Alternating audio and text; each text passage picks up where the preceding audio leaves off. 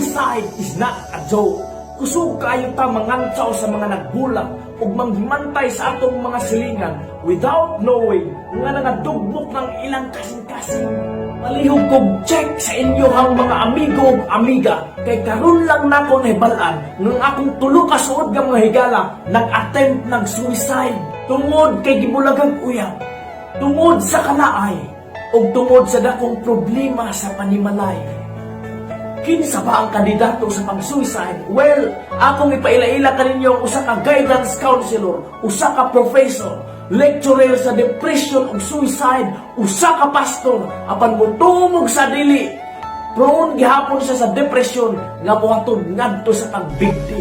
Ako si Jimmy Adil.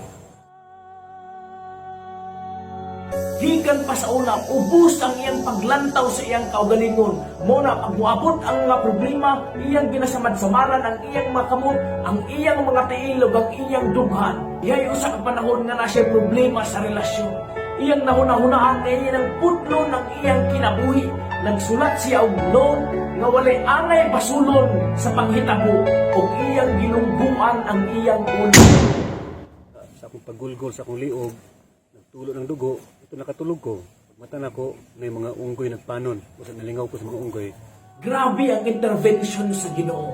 Karon sa panahon nga may stress siya, iyang ginalingaw-lingaw ang iyang kagalingon sa pag-jogging o pag-ehersisyo o ang iyang mga anak, iyang pamilya, iyang gihimong inspirasyon. Higala, bisan unsa pa ang imong nakabot nga kurso, bisan unsa pa kang akwartahan, bisan unsa pa kang kahitsuraan, bisan unsa pa kang asikat, dato, pugli, babae, lalaki, batang, tigulang, paglingaon, kay ang suicide walay pilion. Mutuo kag sa dili base sa statistics sa tiro kalibutan, dunay 800,000 ka mga tao ang mga matay matag tuig. Sahay masyak na lang ta. Malipayon pa man to gahapon, ang angay na tong baton, dili na to na sila tambagan o kasampan kay kabalunan na sila nga mali.